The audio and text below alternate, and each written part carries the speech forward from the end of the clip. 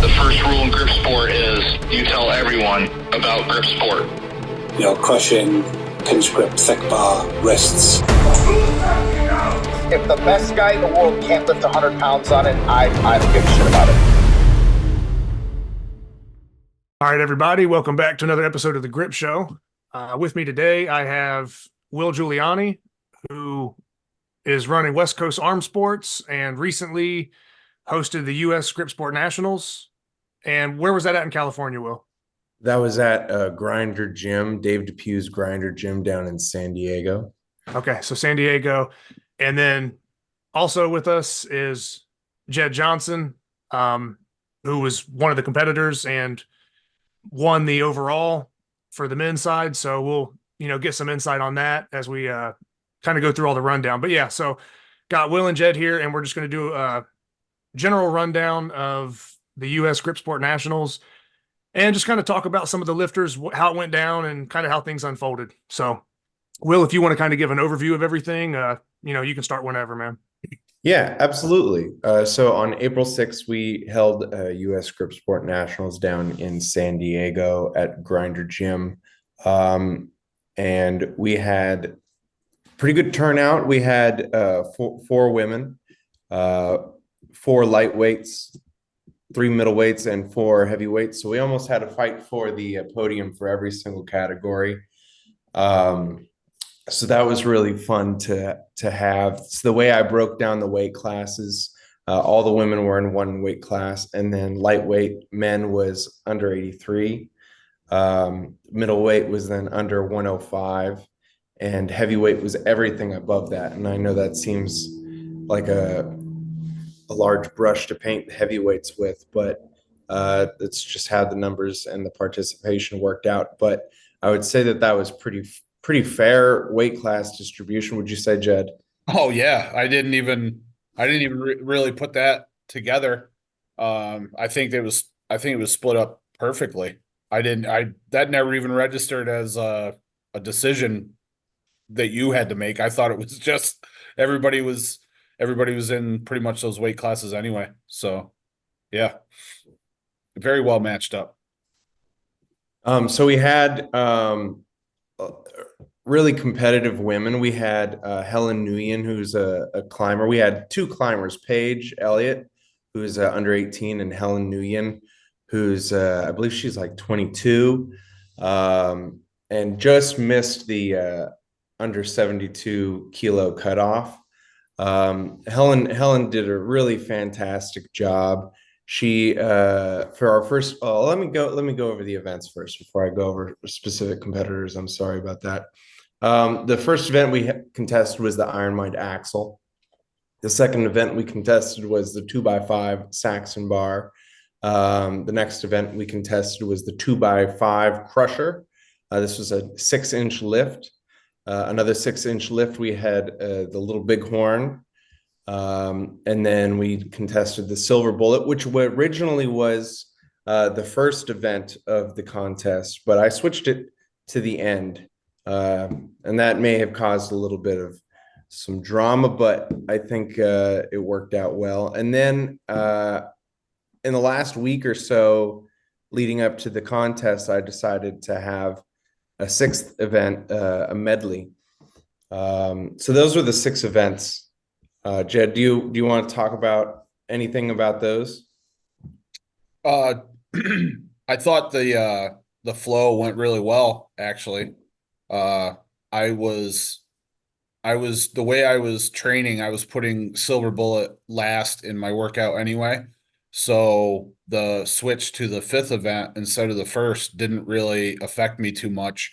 The only changes I made is that I actually started training it 2 days a week instead of 1, because I started doing it after my other event work. So it was a non-issue for me. And I really loved the medley.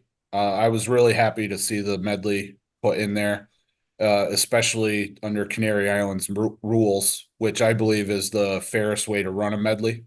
So if people aren't familiar with, would you like me to go over Canary Islands rules or wait until we get to that point in the? Oh no, yeah, you can talk about it. Okay. So when I first started doing grip, I got a subscription to Milo, which is it was the magazine / journal that Iron Mind put out on, I think, a quarterly basis.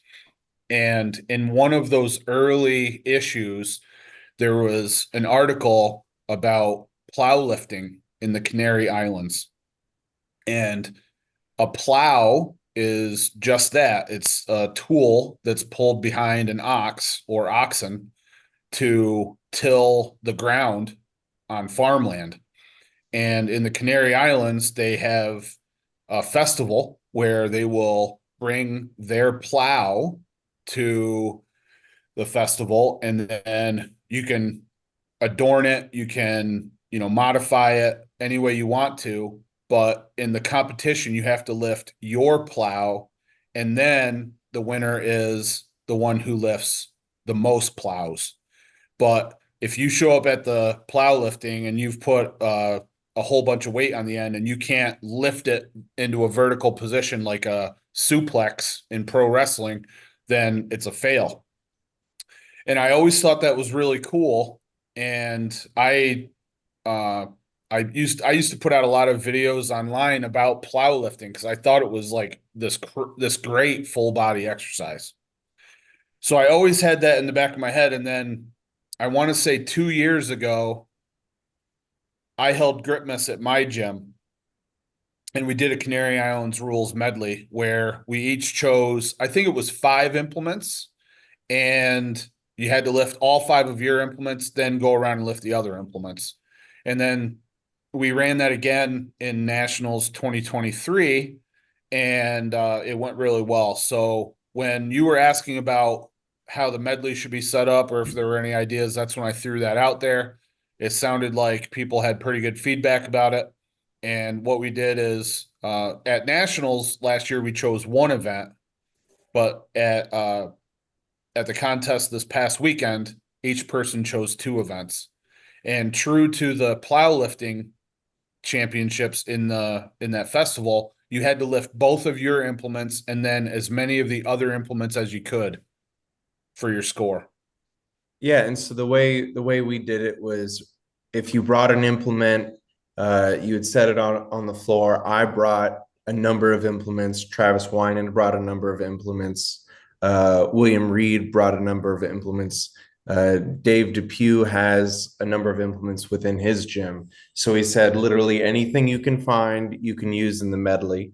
And as people were weighing in, they drew a number out of a hat. And that was the number of competitors that there were. So if you got number 5, you got to choose in that order. So 4 people would go ahead of you, pick their implement, and then you would pick one.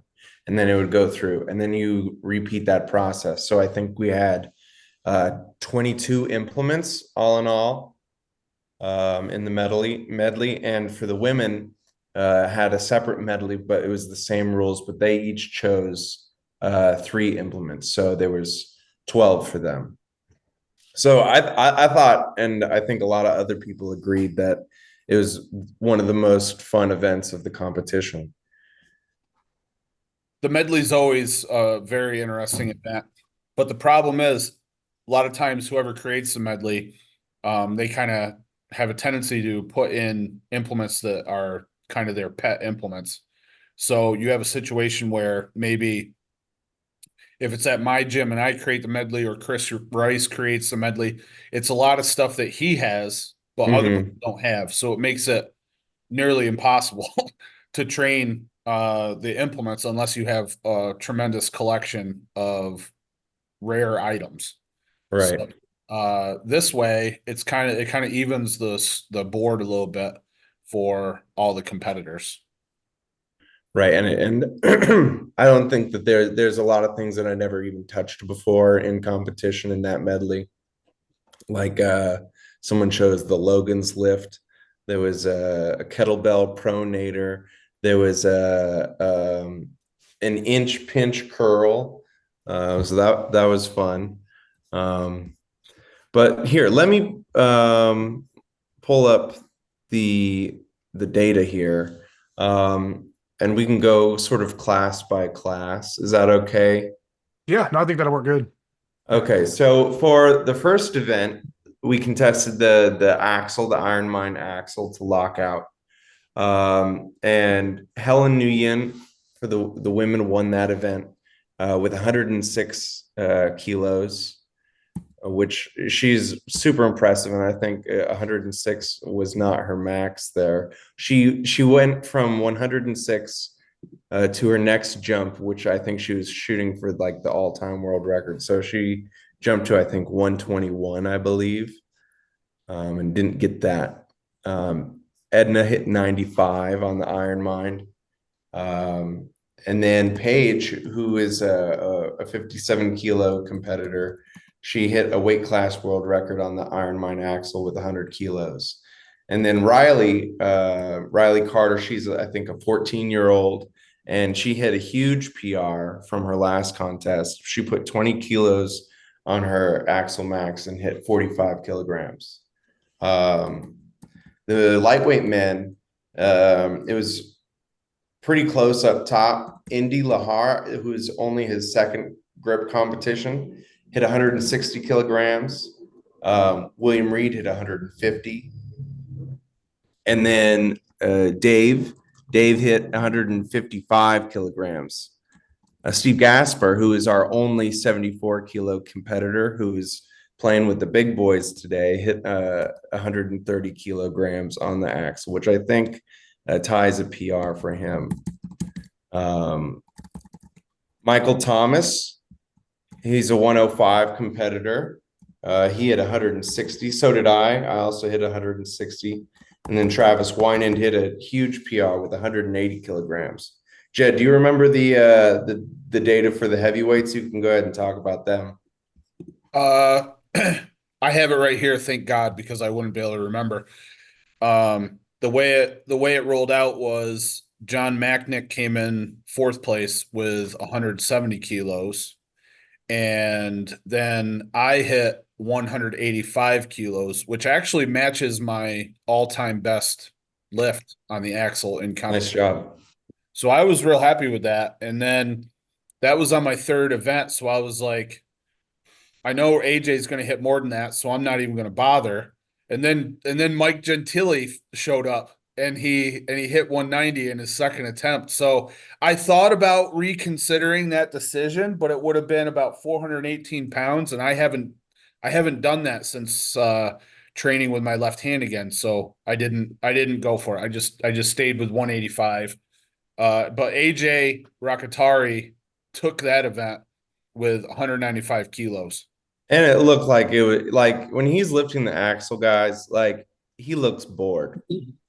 It's just zero effort. And at California Strongest Hands last year, he easily hit 205. And again, look just kind of just like he was passing time while doing it. Yeah, I knew he was gonna hit at least 200 kilos, so I'm nowhere near that. So I was like 185 is good. I'm extremely happy with that. And something to note is that it was reverse strongman scoring. So there was no benefit in really there wasn't much benefit in trying 190 after my third attempt until Mike showed up.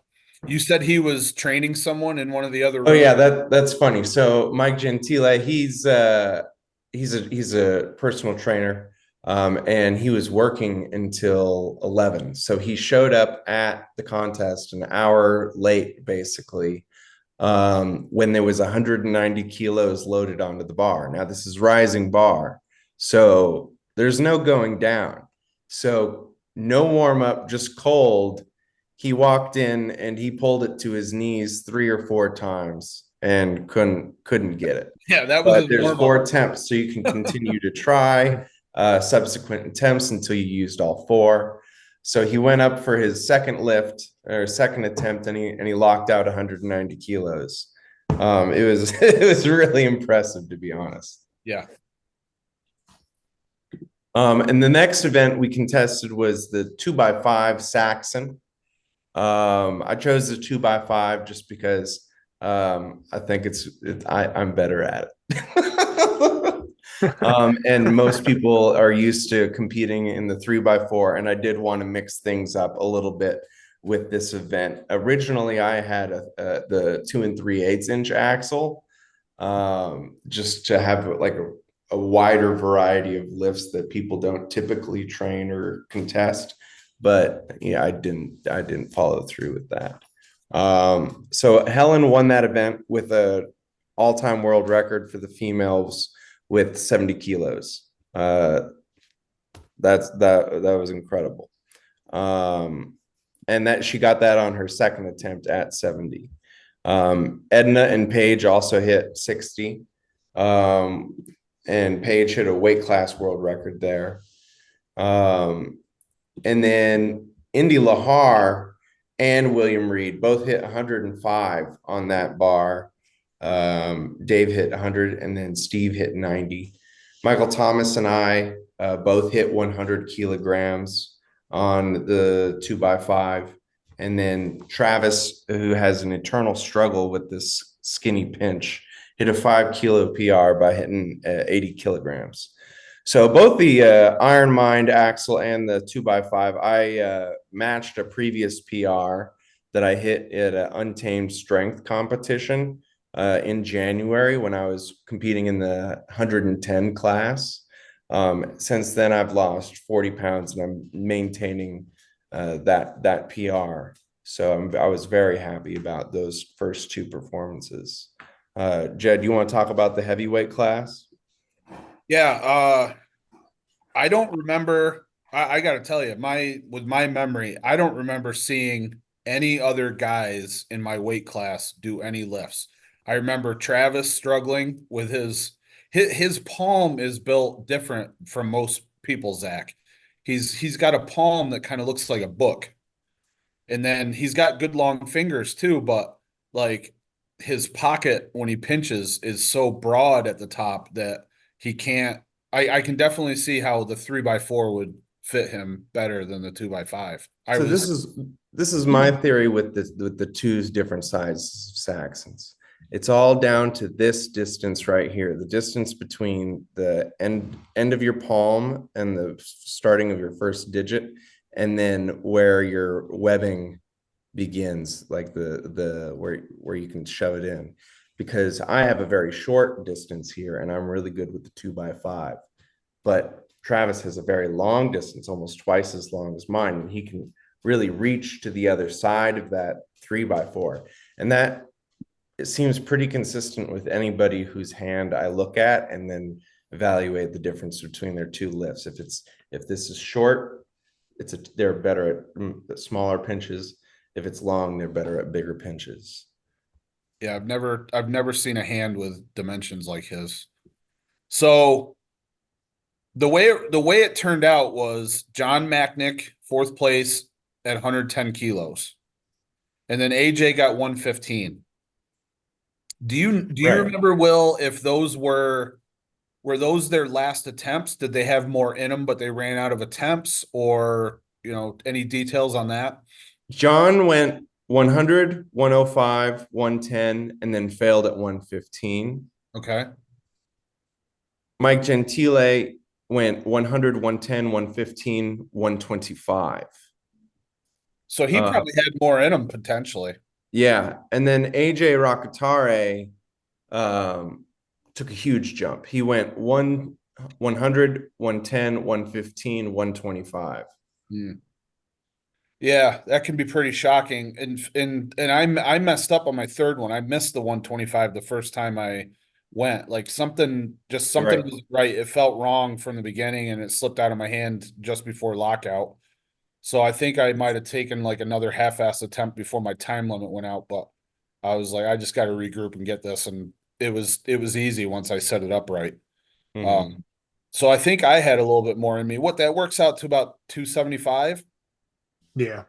Yep. Yeah, sure. I'm pretty sure when I was watching the live stream, I looked it up just because I was like doing the conversions, and I think it's like right at 275. Yeah. So that felt really strong. I've done more in the past, but I ran out of attempts. Didn't do it right on that third one, so that's what you get. I learned something about that bar today that you had mentioned about the seam of the Saxon bar Oh, to be yeah, on the finger side. yeah, Because I've only ever used like a Sornex Saxon bar that is seamless. And I've competed with this Saxon bar once before, and I think I had the seam on the thumb side, so like it was not a factor. But finger side seam did feel like it had something to sit on almost. yeah. A little bit more friction on that side, and when like I did a couple warm ups during the lighter men's classes, and I just figured that's how everybody set it up. So when I looked down, I was like, man, this is a seamless arm assassin pinch bar. I've never even seen a seamless one before. And then I flipped it over and I saw that the seam was on the other side. So I kind of felt bad at that point because the women had already gone. They might have benefited from that too, maybe gotten a few more kilos, but Mhm. can't go back. So But yeah, so far, and I think throughout the duration of the contest, only the women are taking any money from me by winning world records or weight class world records. So they both got their payouts for those events already. yeah. So the third event we Well, before you go to the third event, go I ahead. was eyeing up a potential record because what's listed in the database is 288 or something like that, 288 pounds by Adam Glass. Mhm. And I've done more than that in competition, but it was an unsanctioned event at Living Legends 2019, I think. So I don't know if my prep was effective to get it, but I was considering it, but I just didn't have the balls to do it because of the points. I starting from behind, I couldn't take the risk. Yeah, and after the Saxon bar, the let's say Mike Gentile was in first place with 3.5. AJ Rakatari was in second place with 4 points, and then you were at 4.5. Yeah. And John Matchnick was 5 points behind you with 9 points.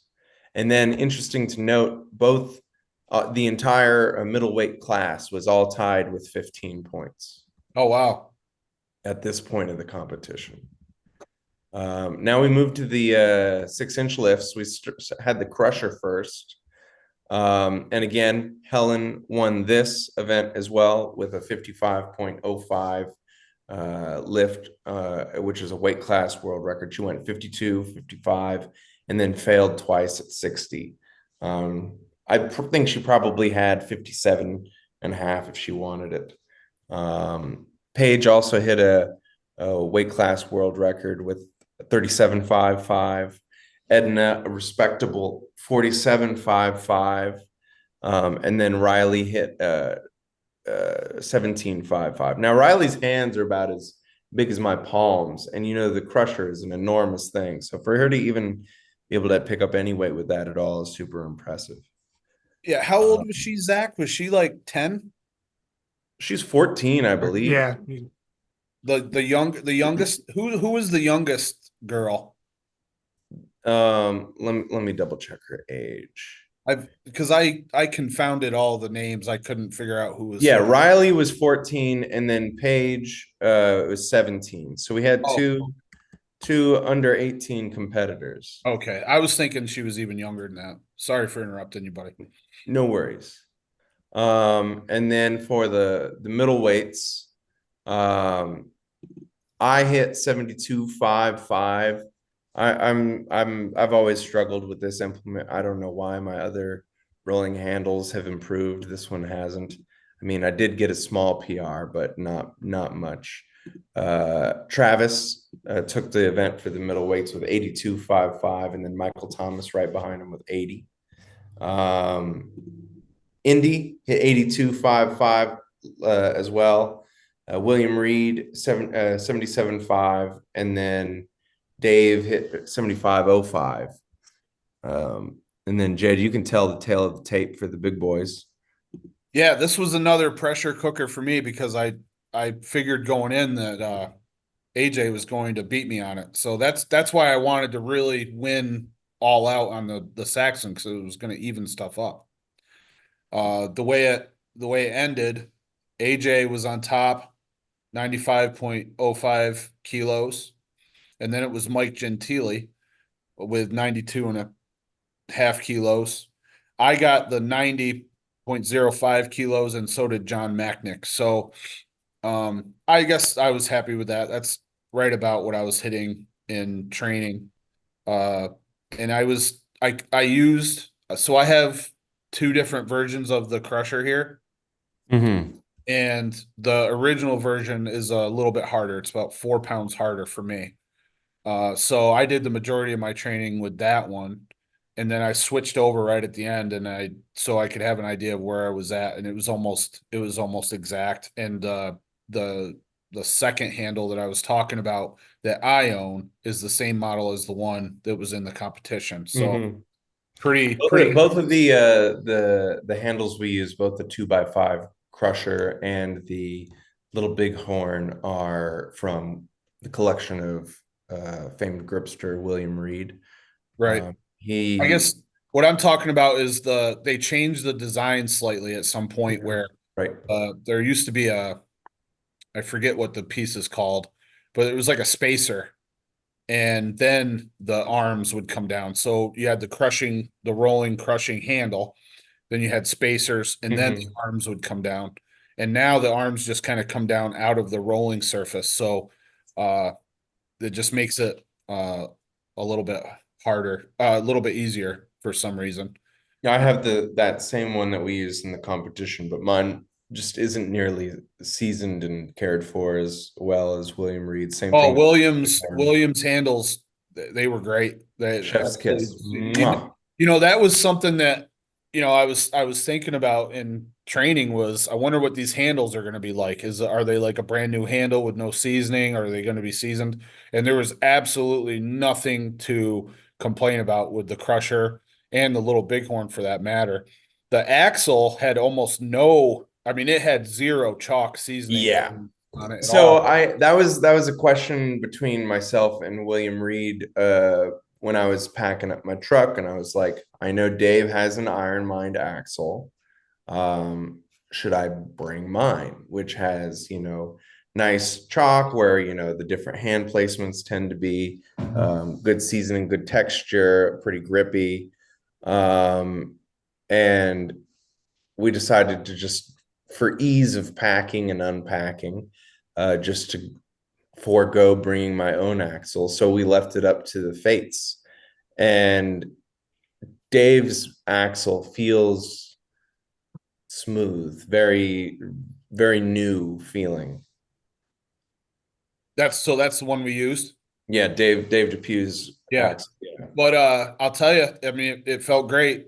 No complaints on it. I mean, like I said, I matched my all-time best in competition. Yeah, And same here. actually, my all-time best in competition was done on an axle that still had the like rust resistant coating on it that the axle has. So, I mean, I guess it doesn't really matter.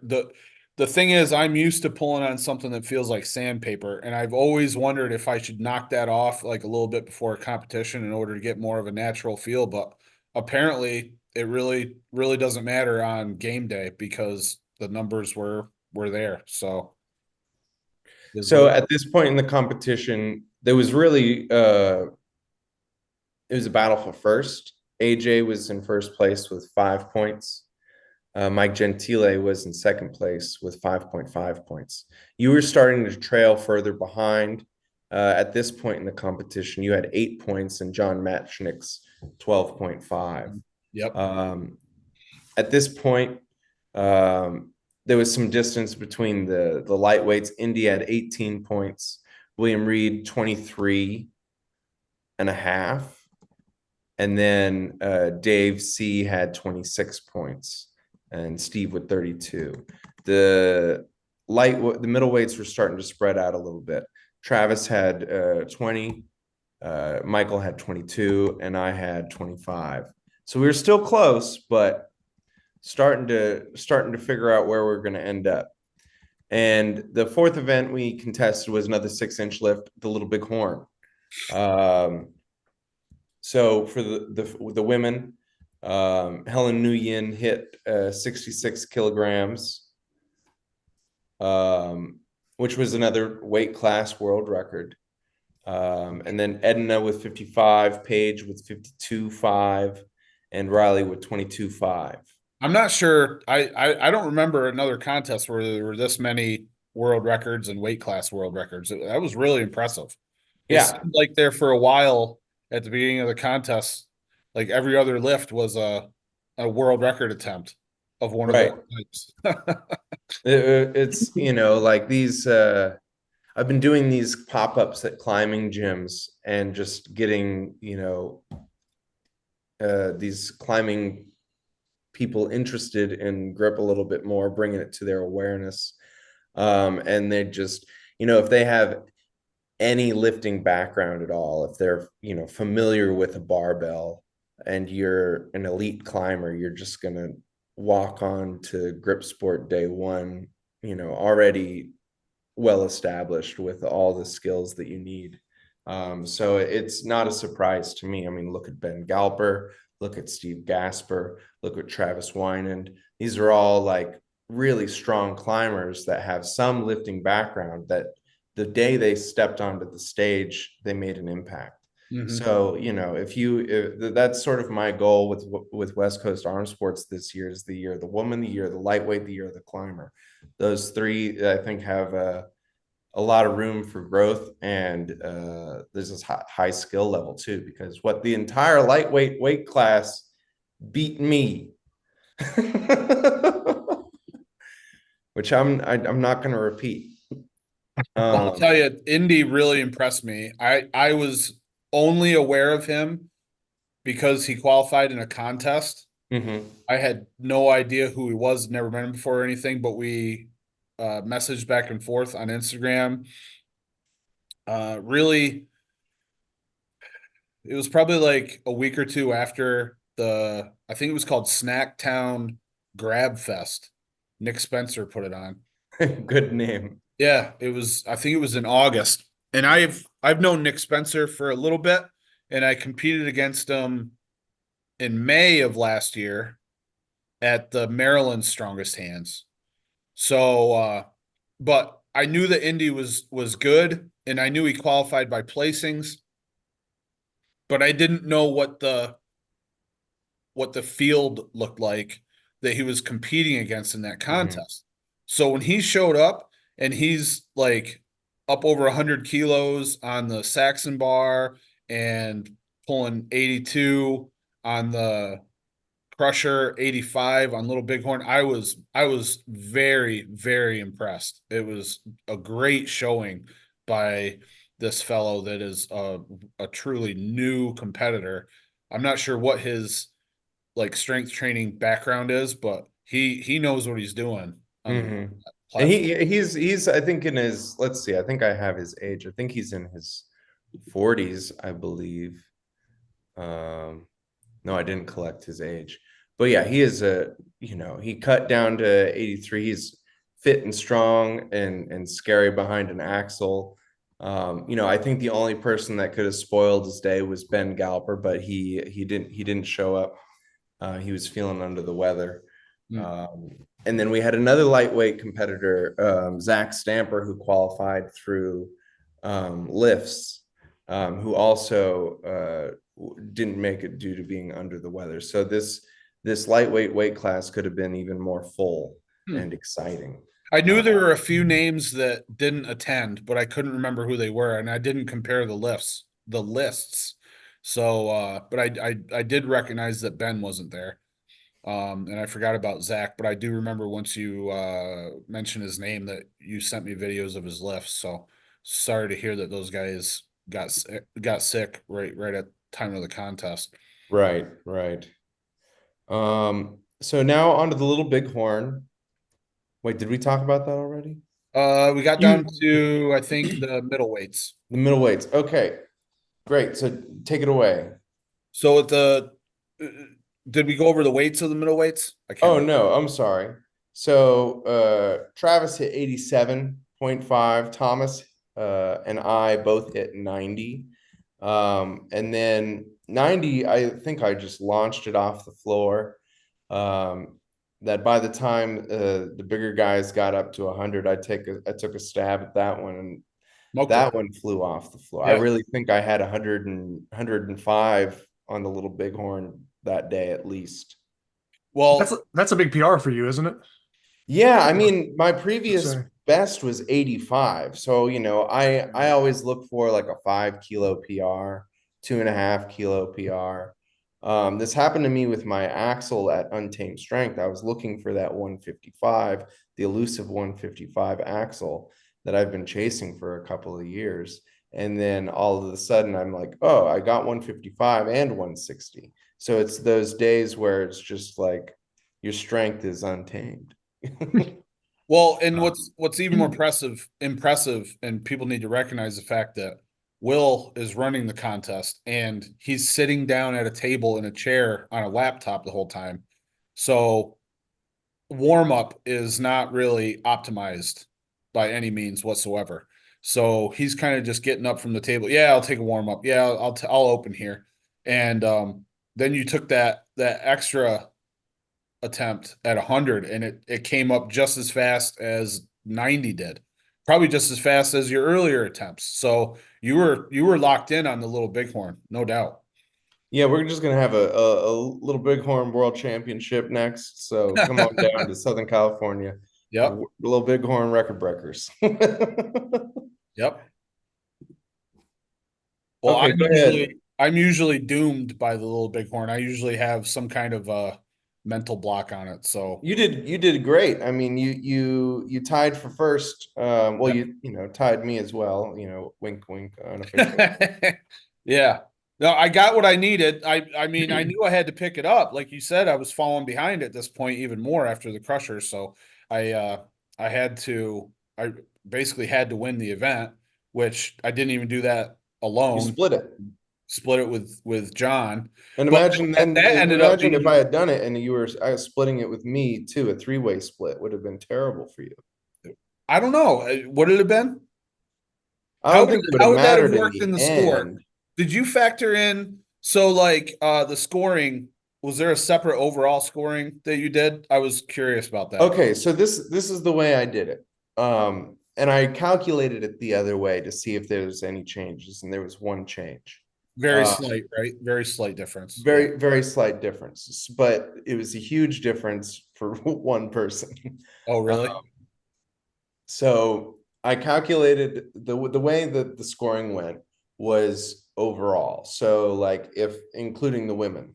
So there was what 15 competitors, it was out of 15 points. And that was scored overall, not by weight class. Mhm. Had I done it by weight class, reverse strongman scoring by weight class, there would have been a change in the podium for the heavyweight class. It would have been you, Mike Gentile, AJ Rakatare. Mm. Instead, I did it all overall, and it was you, Mike Gentile, and John Matchnick. And that is due to how terribly AJ did on the Silver Bullet. Yeah. Because he lost a lot of points to a lot of lighter people as well. Yeah. A lot of points. I Yeah. I could see it in his set. I actually thought he did the 3.5.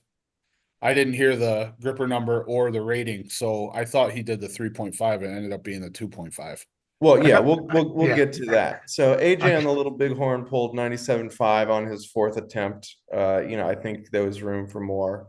Mike Gentile hit 95 on his second try at 95. So he hit 85, 90, 95 failure, 95 he got it.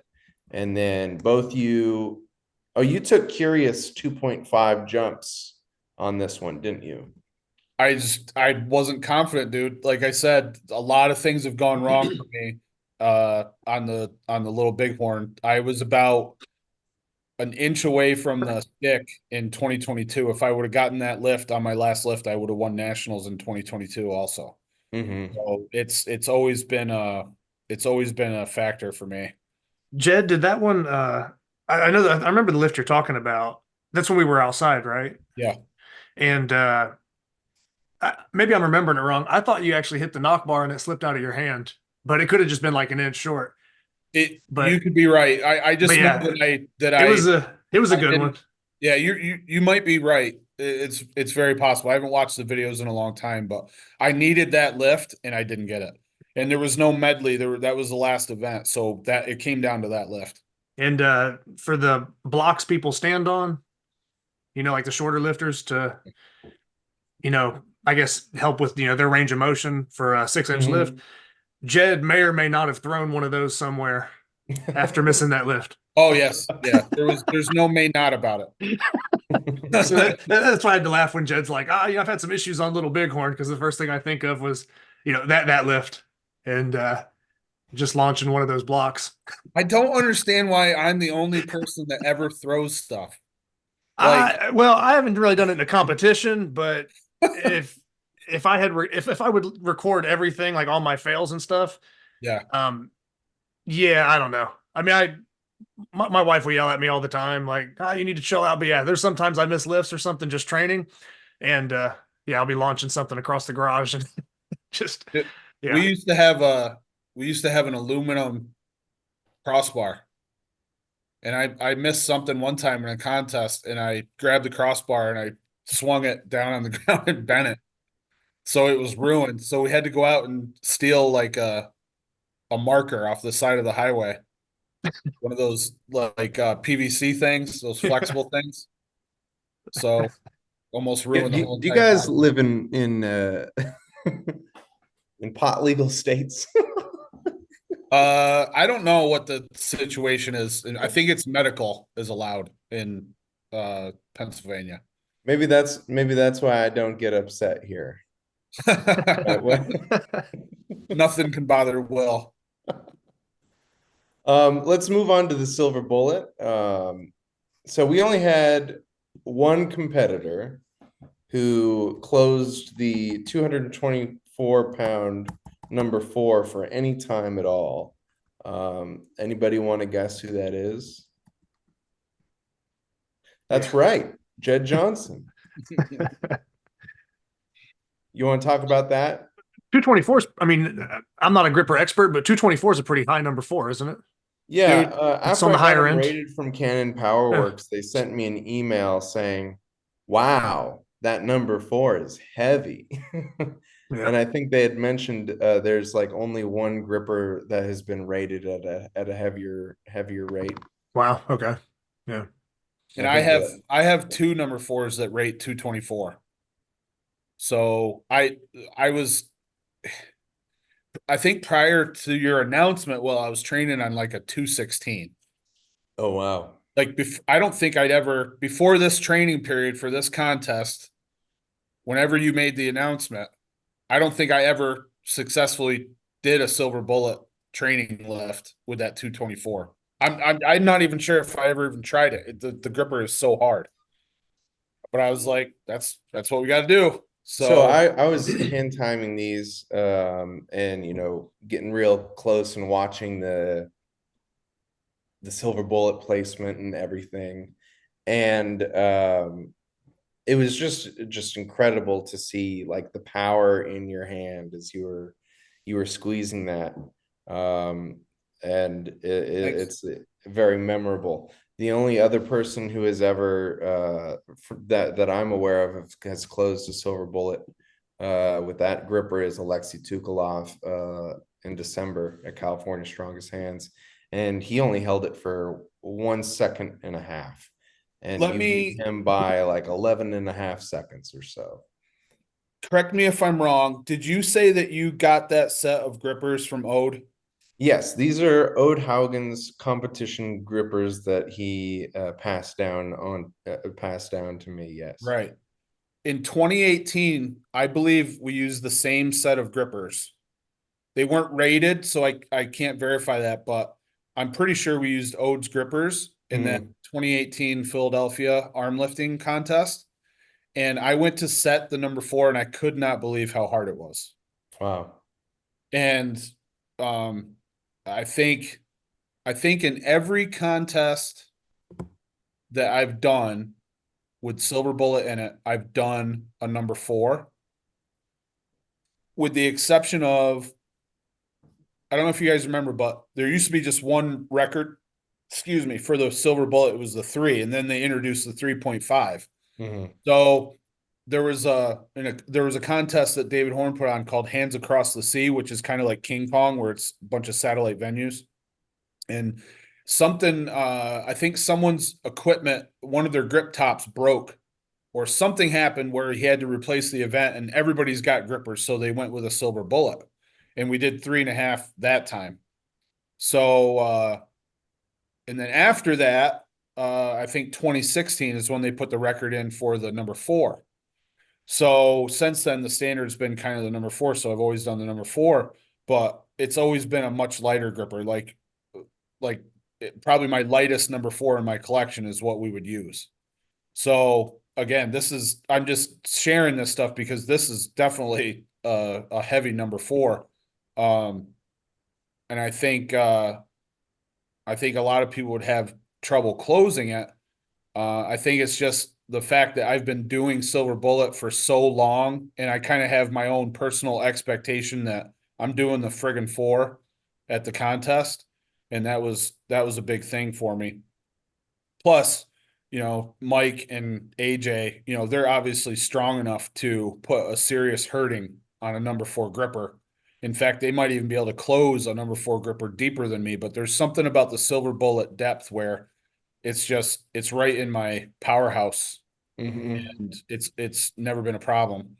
So, all that contributes to success for that number 224.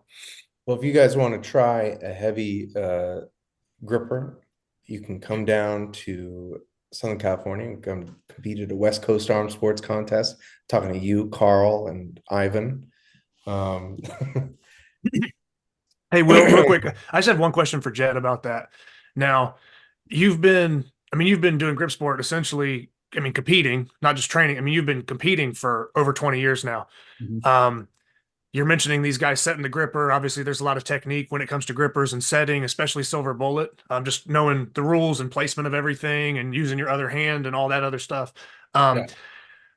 With that gripper being bigger or whatever, and pretty high RGC, was for setting purposes, Mhm. was it strategic that you switched to pants for that lift? I didn't even notice.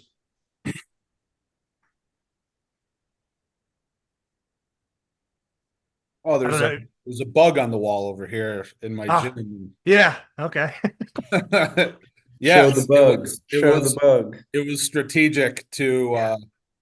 to go to jeans. Yes. Gotcha. Yeah. It was an observation that me and Chaz had made when we were watching it. And Chaz should know that I do silver bullet in jeans because he picked up on it at Maryland's Strongest Hands last year. yeah. I wish you had told me, Jedd. I'm still healing from the skin I ripped off setting mine.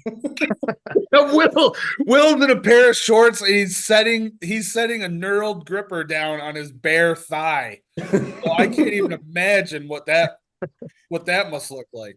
I've got a fat bruise and skin is still coming back. So Yeah, that was my only question on that one. Just seeing if it was just a, completely random coincidence or if it was intentional. No, So, actually, this is just I don't know, interesting fact. I'm so afraid of hurting my back. I don't ever sit down during a grip contest. So when I went and changed into jeans, I had to tie my shoes. So I sat down and I'm like, oh my God, I'm going to fuck my back up.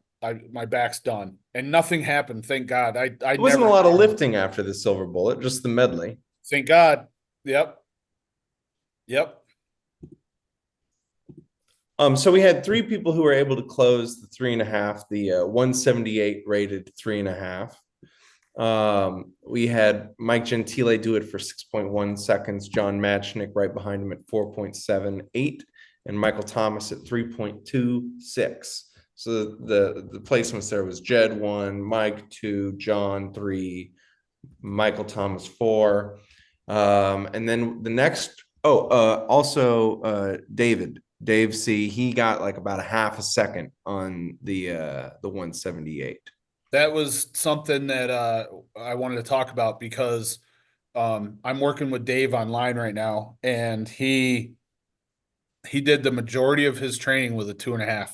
Mm-hmm. And I was like, dude, you need to work on your set because you need to get that 3.5 in the contest. I said there's going to be a lot of people doing that 3, and you need to try to get that 3.5. So I was really, really stoked when he was able to complete that hold with the 3.5. And then as it turns out, it looks like there was only a handful, I guess 3 people that did the 3. Yeah, So Dave was he was the lightest person to hit that 3.5. yeah. Dave also hit like 3 full workouts and did like a marathon during the contest. I don't know if you caught that, Will, but every time I saw him doing some pressing, like I saw him doing something flies, but I didn't see him running. dude, yeah, he was out in the parking lot in the sun staying warm. Wow. Yeah, I saw him at least 3 times out there jogging. Yeah, I think he did the CrossFit workout with that guy that came in and did the back breaking ab workout on the um glute ham machine. Man, that's crazy. Yeah. Uh, I also want to point out that Michael Thomas, he hit that 178 3.5. mhm. Dude, I had no idea how small his hands were. He has a really Yeah. small hand. That is really something to be proud of because it almost becomes it's kind of comparable to an oversized thick bar event with Silver Bullet. Mhm. So he must have some tremendous power in that range to be able to do that 175, Well, I 178. mean, we'll talk about it more when we get to the medley, but he was the only person, I believe, correct me if I'm wrong, to lift up the Jack LaLanne 50 hub. Dude, I think so. I didn't, I couldn't, my mind was racing so hard about trying to figure out the order that I was going to go in after my implements in the medley that I really didn't pay a lot of attention. The only guy that I could think of that might have been um, versed in that kind of a hub would have been John Macknick. Mhm. So Yeah. if that's what you have on your sheet there, I Oh, don't. so I didn't score the medley per implement. We just Oh, did a count. okay. Well, it's tough. It's very tough. I don't blame you for not doing that. I did that one time and it's very, very hard. I had a chart one time and I tried to like check off everything that everybody did. And by the end, I'm checking off shit that they didn't do. I'm doing the wrong blocks under the wrong name. It was total Mhm. mess. So yeah, just keeping keeping count of the actual number is hard enough. What you might consider, Will, for future contests is a lot of times the promoter will have like a stack of poker chips or a deck of cards. I've And seen that in one of yeah, the medley and when they videos where complete the you. medley item, they'll set a card or a chip on the Mhm. item. Just That's a just good idea. yeah, it's a little bit easier that way. You have that visual review that you can do afterwards. Paige's dad did the counting for us. Shout out Paige's dad. Oh, that's outstanding. He was huge. He did a great job. I wasn't sure who that was. So yeah, that was I hope he understands how big of a role he played in that. Anytime you can get assistance like that, it's huge. And shout out to William Reed, Steve Gasper, and Dave because they all 3 of them did a tremendous amount of loading as well as competing too. So they were making weight changes and stuff. That was huge. There could have been many others. Travis, I know, jumped in there several times. That's just huge. I really appreciate those guys doing that. I was so nervous, dude. I had to stay back by my food. I was stress eating the whole day. So then, yeah, thank you for everybody that helped. That was like, I couldn't do it without you guys, and I tell you that all the time. Um, West Coast Arm Sports is of the people. You got a good group out there, dude. Thank you very much. And then we had, let's see, 3 people who were able to close the 3 for some time with the silver bullet. Indy with 35 and a half seconds. Dude, that's huge. Yeah, that's a good hold. That is a huge divider line, that 30 seconds. Yeah. Huge, Yeah. huge. I Yeah, think. I don't, and What's the record these days, guys, on a number three? Is it over a minute or is it still under a minute? who holds those? Iron Mind. Yeah. Um, I know for the longest time it was like 56 seconds. And I held a contest one time, maybe 2017, called Grip Hogs Day. It was like the day after Groundhog's Day. And the record was 56. And I got like 54 in the contest. And then my first training session ever, I got like 59.9 seconds.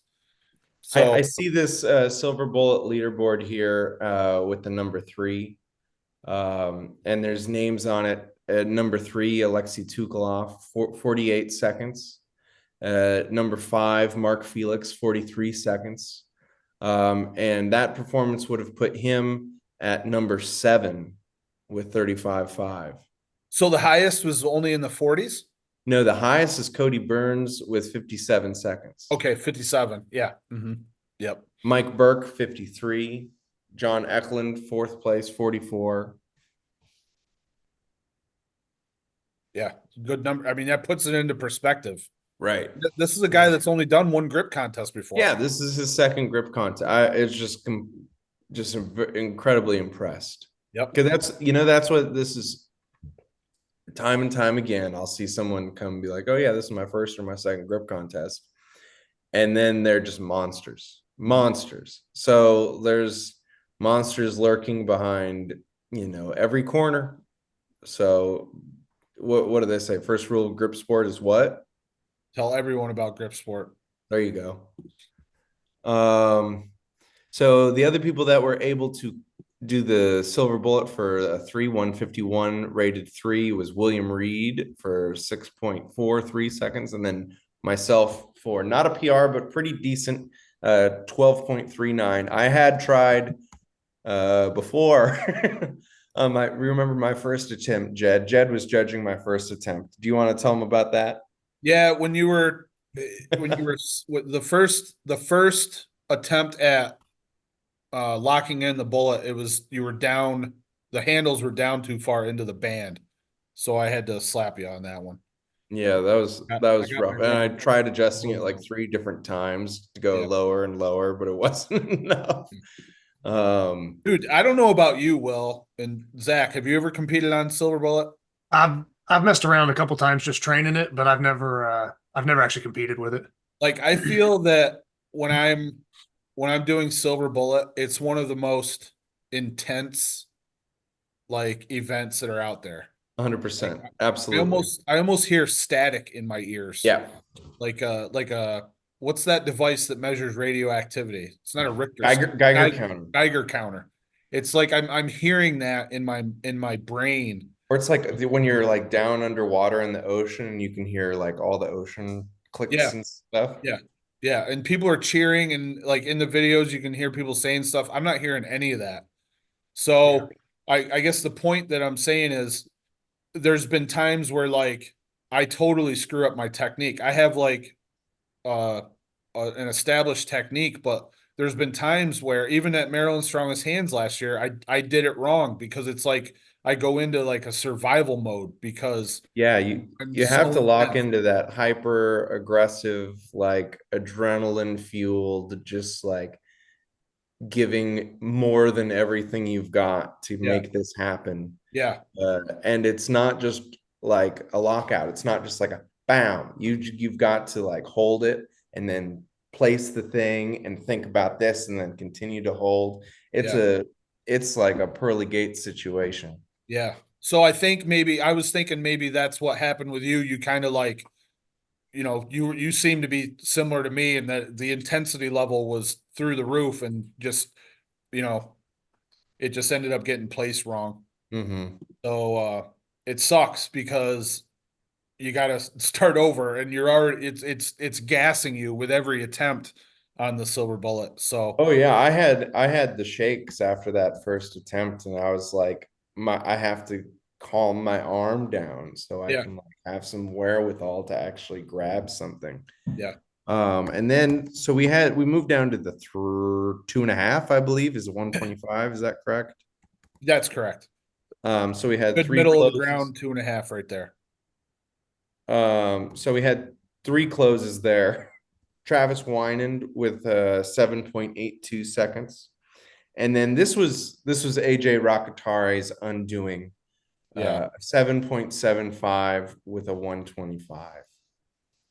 Is it just the set for him? Is it a matter of technique and just not being familiar with it? Yeah, it's Because I mean, it's I feel like just- he's so it's- strong. Yeah. AJ does not train grip. He's a strong man. So he trains strongman. And then today and every grip day or every time he competes in grip is just for fun. It's Yeah. not something he takes seriously. But mark my words, I think if he does take it seriously, he could break an axle world record. I think, he's one of the strongest people. I don't want to get off subject of the competition too much, but you're talking about axle, records or down the line. Have you guys seen any of Kim Johansson? Yeah. Have you seen some of his recent axle stuff? He's lifting like 570, 584 or something the other day. So Yeah.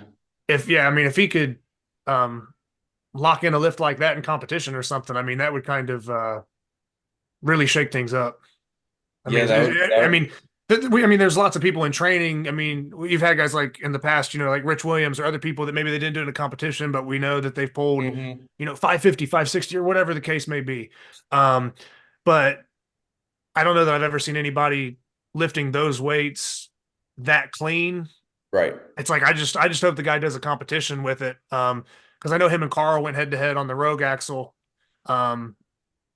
at the Arnold one of those years, maybe 2 years ago.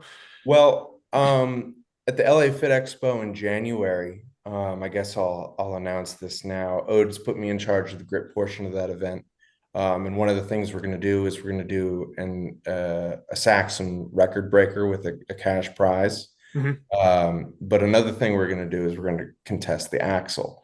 So this would be a great time for anybody who wants to make big pulls on a big stage. Come out and compete.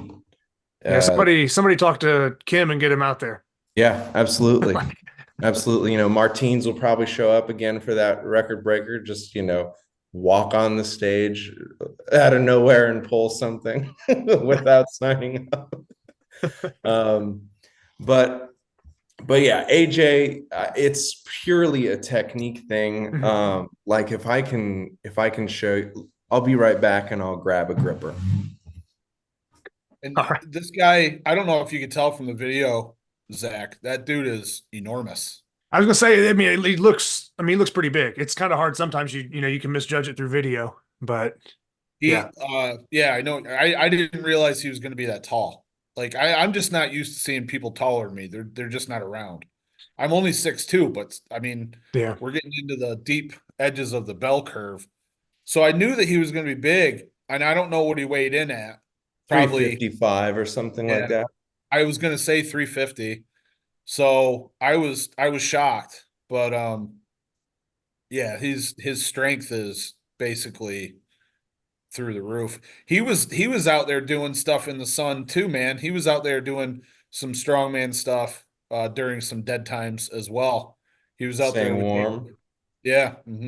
So one thing that I noticed that AJ was doing is instead of placing the gripper forward in his hand like this, like with his thumb forward, creating that place for it to rest, it was back here, like that. And then he was just trying to close it like this. And the other thing he was trying to do, and he was strong enough to close it like that, but he was trying to close it around the gripper thusly, or the silver bullet thusly, instead of the way I do it is I close it further than I need to, and then open it up to allow the silver bullet in. He was instead of that, he was trying to close the gripper around the bullet, which I just don't see as a good technique. And I think it's just, he contested this event last year in December at California Strongest Hands, and he had the same downfall. So hopefully he gets to practice. And one of the door prizes by Nemesis Grips was a gripper, and he grabbed one of those. So that might mean he's going to train it a little bit. So watch out, Yeah. everybody. That's one of those guys though too that I mean if he just makes a few technical adjustments, Mhm. I mean he could come back the very next competition and just, I don't know, smash a 3.5 or maybe have a shot at the number 4. It's like uh, I don't know. I feel like that's one small adjustment away from him just being a completely different level probably. Just Yeah. based off how strong he is at everything else. And then the females, they hit 80. Helen and Edna both hit 83 grippers. Helen hit 14.2 seconds, and then half that time, Edna at 7. Paige was able to get a 56 for a second and a half. And then Riley, who at California's Strongest Hands could not even close a 27-pound gripper, came in today and hit that 27 for 2.3 seconds, and then held the 37 for a quarter of a second. And that's honestly all I was looking for, was just some time being squeezed before it dropped out. Yeah. And that's what she provided. So that was a huge PR for Riley. What's an 83, Zach? Is that a number 1? Will? I would say probably a little over, maybe like a 1.5. 1.5. I think, like I said, I'm kind of going. I mean, I think I have like a number 1 that's like 73 or 76. So if the 25 is a 2.5, then the 107 is a 2. Yeah, that sounds right. And then the 83 is a 1.5. I'd There imagine. you go. Yeah. Yeah. Okay. Yeah, that makes sense to me. So the final event. Oh, well, let's go into points by this.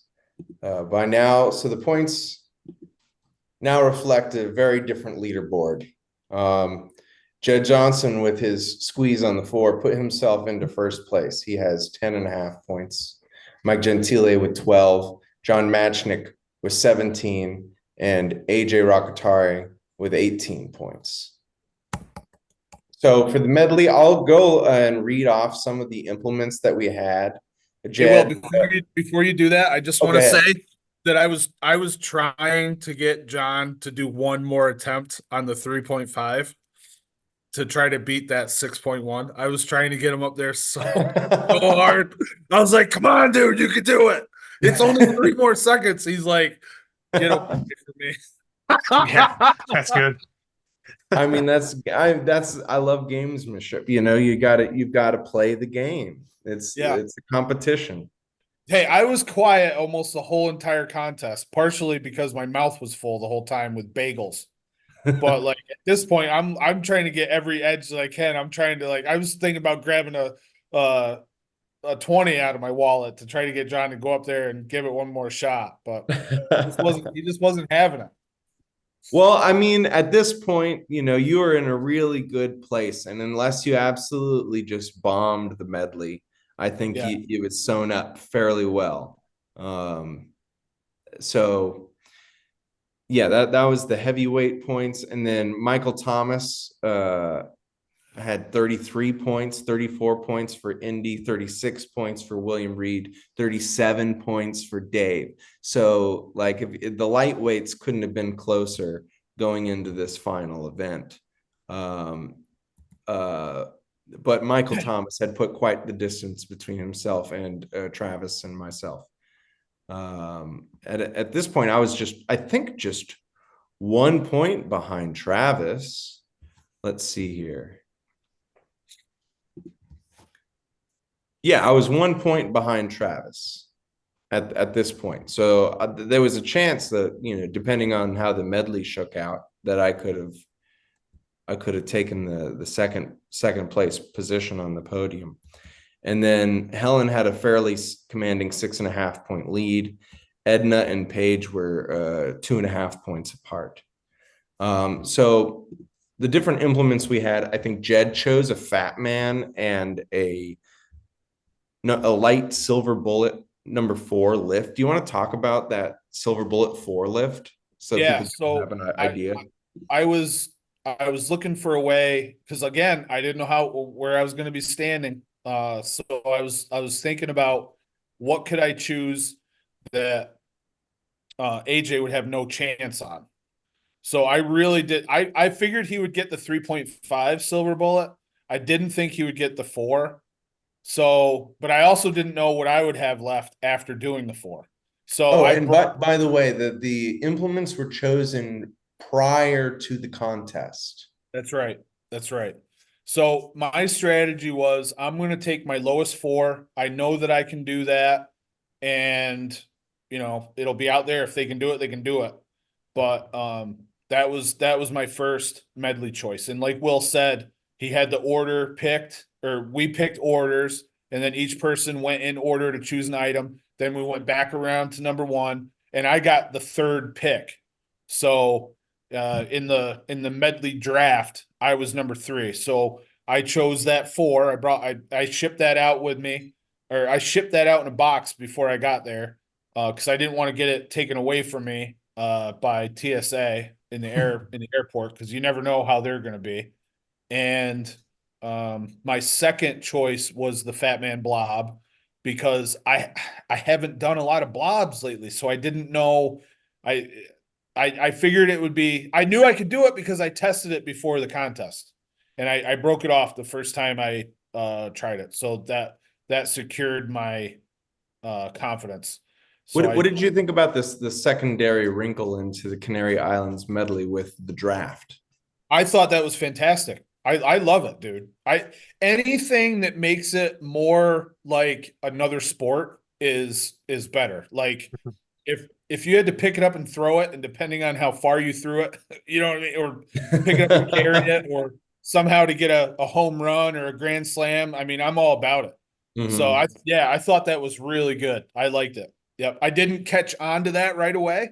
That's why after I chose the 4, I said I was going to take the Fat Man, and then you said, "Oh no, you got to wait till you get around." I was like, "Oh, okay, all right, yep, yep." And you're lucky no one else picked the 4, right?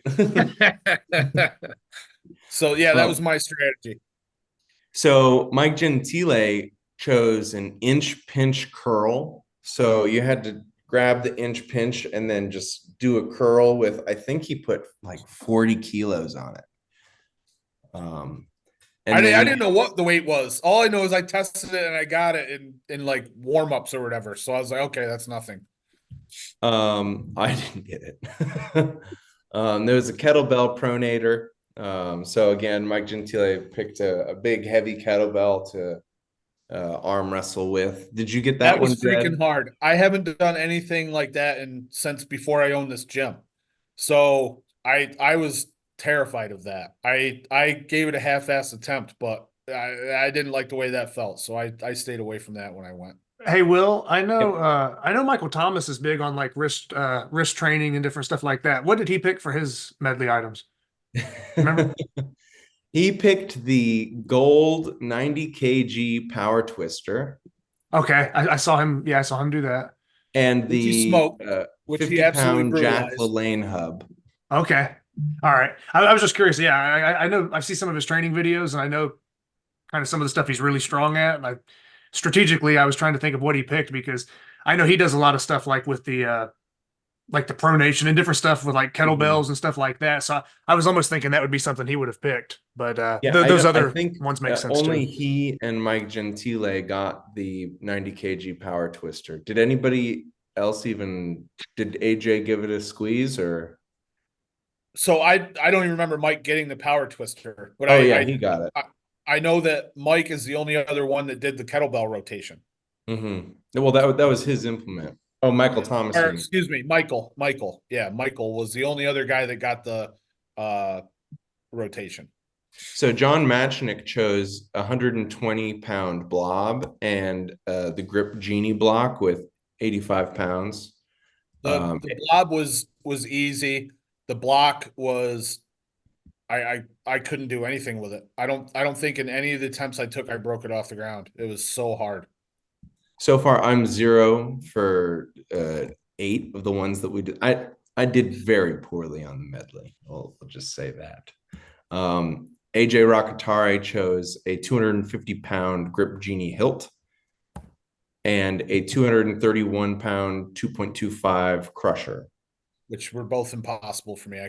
You couldn't have I was slid gonna a say pound. those are pretty tough ones to pull off after 5 full events, and then you're on the 6th event essentially, which is the medley, right? So Mhm. yeah, that's why I'm kind of laughing at that. Just like pretty crazy numbers. So we started around 10 a.m. and the medley, I think, correct me if I'm wrong, began close to around 5 p.m. It was deep into the day. I thought we Yeah. got done sometime around 6:30 or 7. Yep. So, when people travel across the country and have to buy plane tickets and hotels and, all that stuff, I think it's important that we give our competitors a, a very full day of grip. Get your money's worth. Yeah. Um, so Indy, he chose Grip Rock, which is about a 25-pound blobbish rock that you can pick up. I've seen Alexei Tukalov pick it up from like all 6 faces, but you only had to pick it up from one face for this, and it didn't seem to cause a problem for most people. He also picked the Marcy hub, which I wasn't able to do. The Marcy hub was a good solid hub. I was able to get that. It wasn't anywhere near the difficulty level of that Lane. But just so Yeah. people know, the Lane hub had like a hub on it that was like 3/4 of an inch high and it was like 5 inches around.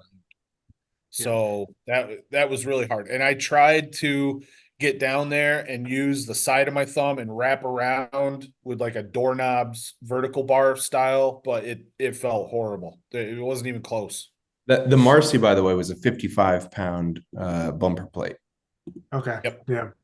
And then William Reed, in his insanity, picked a 200-pound fence post and a 220-pound Stockton slapper. This is the first, so I got Grip Rock and I got the slapper, but I did not get the fence post. There was some drama with the slapper and the fence post because we were missing one of those through pins that you stick through the implement and the loading pin.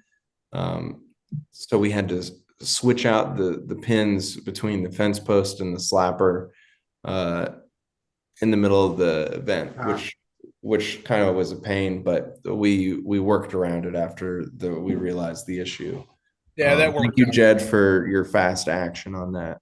Yeah, well, I forget who was up, but the one time we kind of had to scramble to get the pin. Was that you? Yeah, it was me. Yeah.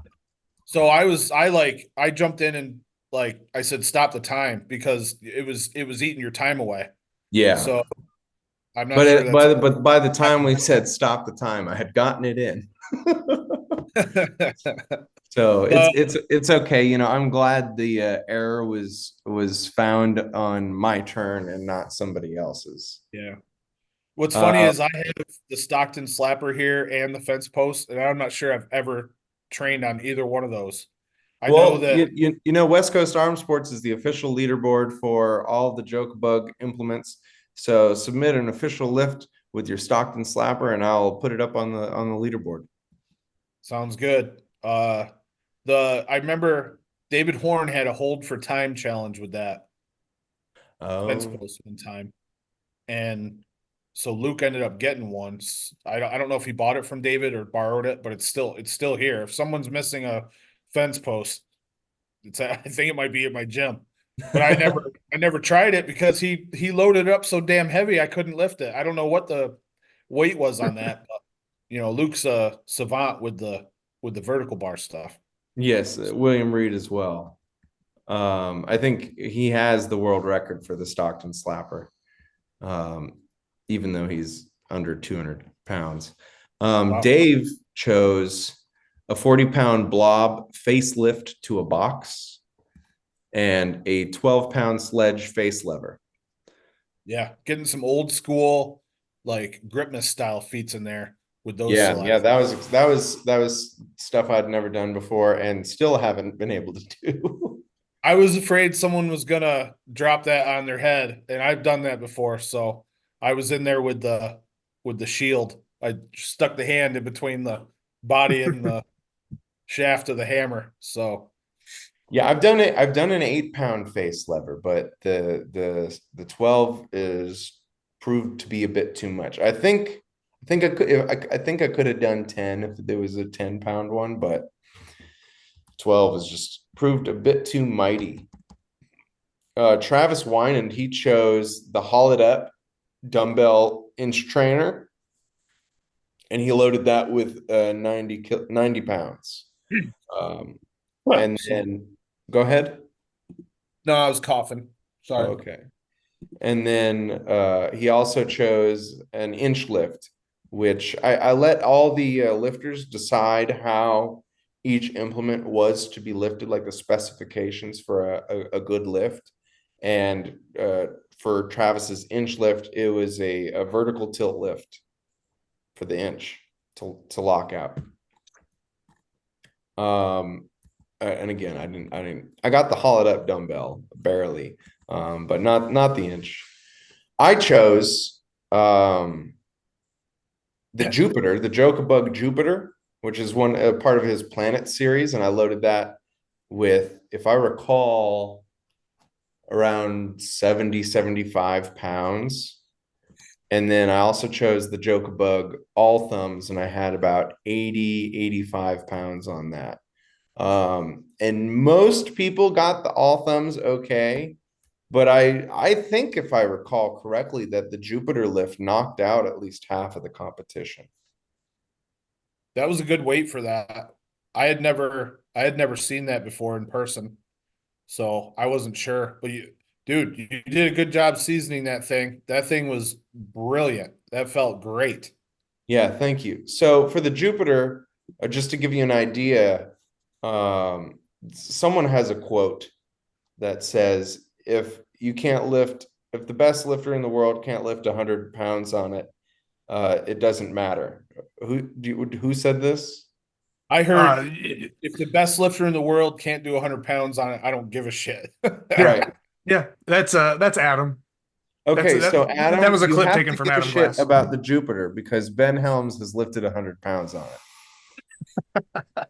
So that's so Ben Helms, Noah Snow, Clint Ziegler, and then I have the next best lift at number 4 with 86.82 pounds, followed by Ben Galper with 80. So I think this is the only lift I've beaten Ben at something. So yeah, the Jupiter knocked about half of the competition out. Another fucking, pardon my language, another killer lift in the medley was Steve Gasper's choice of 75 pounds on the Logan lift, which I think I've seen him do over 100 pounds on. But I think he didn't know where he was going to be after a full day of competition. So he was a little conservative with that. And still, I think it knocked out 3/4 of the competitors. That's like where it's got like the 3 like spikes on it, and you like lock it between your knuckles, whatever. Yeah, it's right? Logan like Wolverine, right? Okay. Dave, I did the thing I knew I shouldn't, and I ended up doing it anyway. I got the lift, and then I just ran away from it, and it was like something out of a like Bugs Bunny cartoon or yeah, Wile E. Coyote. I like tried to like run away, and my knuckle caught on it, and I knew damn well my knuckle wasn't going to fit through that space, and I tried it anyway, and I'm like, brought me right back. it was kind of funny. But yeah, so Steve Gasper is a freak for his Logan lift abilities. Helen Nguyen, so that was the entire men's medley. Jedd,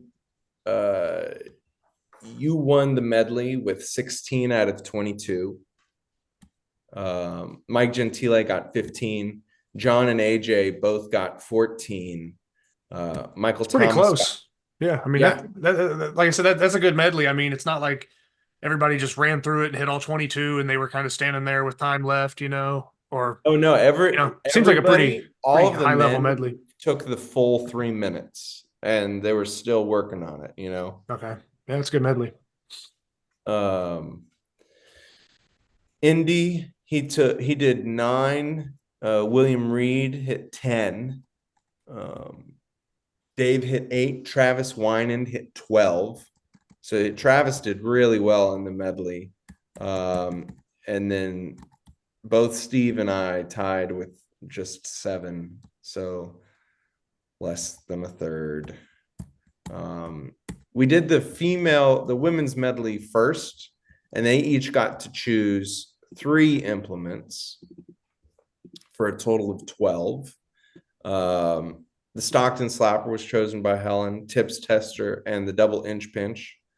The A-frame was chosen by Edna. She also chose the oval and the 25-pound Jack LaLanne hub, which is a similarly shallow and wide hub. Paige Elliott chose. What's an A-frame? I missed that. It's like it's almost like a excuse straight me. up. It's not it's not the A-frame. It's the Olympus Peak by arm lifting Grease. Oh, okay. It's like a wooden triangle, almost.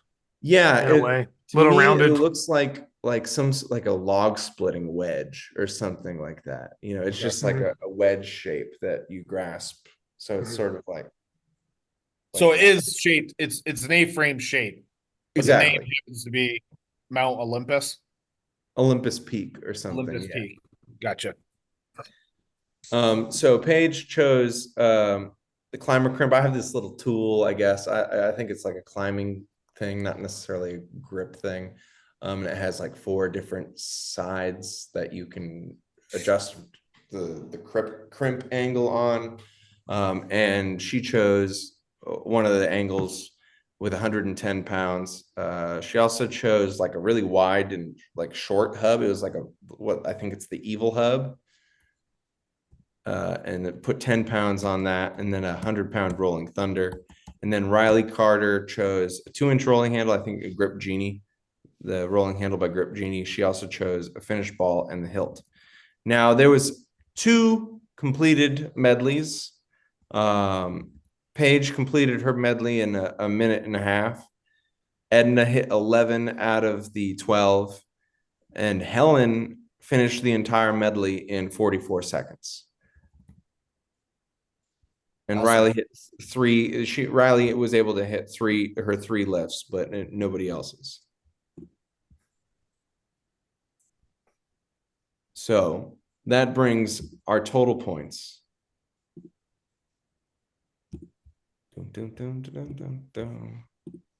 Thusly. Okay, so Helen won the women's class. I think she won every single event.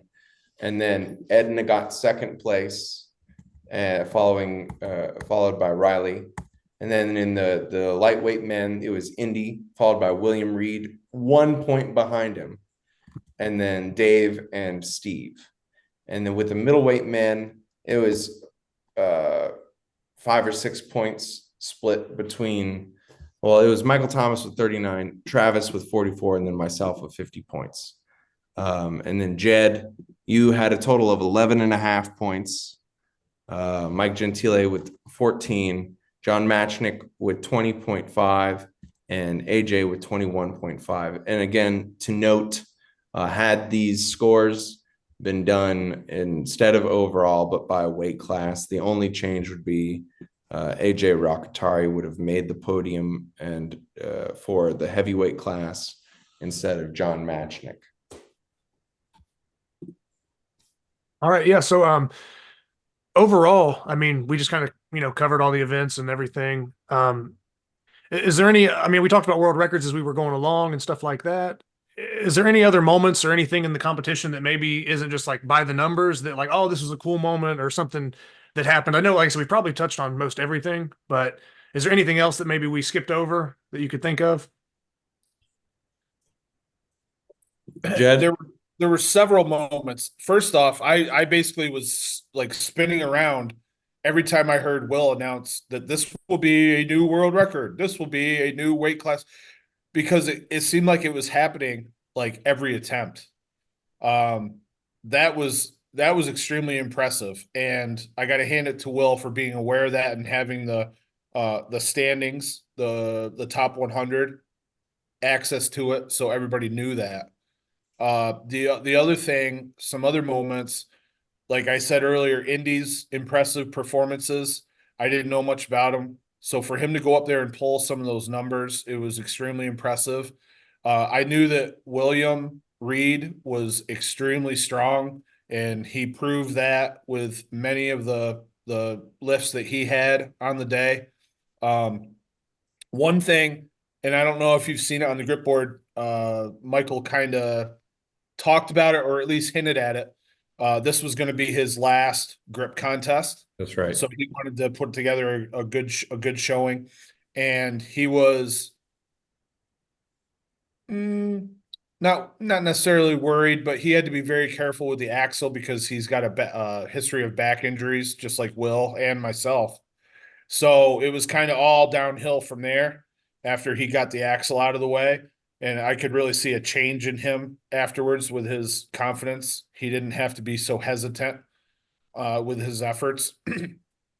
And he had a really touching moment at the end of the contest when they did the podium awards ceremony and photographs. And at the end, he said something about this being his last competition. And you could tell he was very emotional, and probably a couple tears escaped. So that was very memorable as well. And besides that, Mike coming in out of nowhere, I forgot his name was on the list. He came in out of nowhere and took an attempt at 190. I'm like, oh shit. So that changed the landscape quite a bit with him being there, and it made it a much more interesting contest. So those were some of the things that jumped out at me. Oh, and just to reiterate, Dave getting that legal hold on the 3.5 was extreme. Oh, another thing to note is Travis Winan staying true to form in failing lifts repeatedly and then ultimately being successful within the last 3 seconds of the time. Like the Saxon, for instance, he hit 75, which matched a PR, and then failed 80 kilograms in his next following 2 attempts. And on his 4th attempt, with seconds remaining, finally hit 80 kilograms. And I think he did a similar performance with the Little Bighorn, finally hitting 87 and a half after failing it previously. So a lot of like succeed after failure lifts. I think Steve did another one of those with Little Bighorn. He hit 70, failed at 80, came back, hit 80, and then hit 82 and a half. So those are always really fun to see when people miss and then come back and then they get it and it looks easy. So those are exciting moments. Misses are just warm-ups. Exactly. But I think I can't not thank everybody again, and Dave Depew for hosting the contest there at Grinder Gym.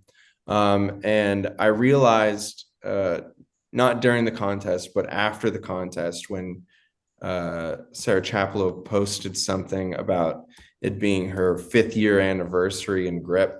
I went back because I keep a spreadsheet of I showed you this to you, Jedd. I keep a spreadsheet of every single grip contest I've ever participated in, and then the lifts that I hit on which implements and what place I got and what I weighed in at. And I realized that, let me check. Boom, boom, boom, boom, boom. No, that's wrong spreadsheet. Sorry, this has got to be really thrilling content here. This was my 38th contest, and it happened on my 5th year grip anniversary. My very first contest was California Strongest Hands on the 6th of January, February, March, April 6th, 2019. Awesome. So 5 years in grip to the day.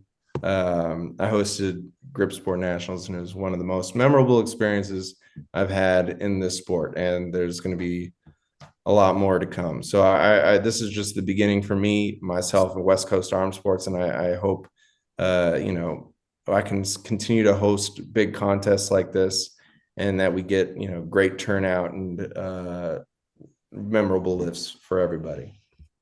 Okay. I just want to add in there real quick that he mentioned Dave Depew. Dave has an amazing gym.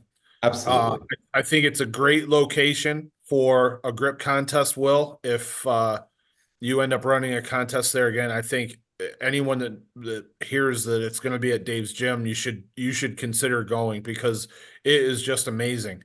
It was great catching up with Dave. I've known Dave since at least 2007.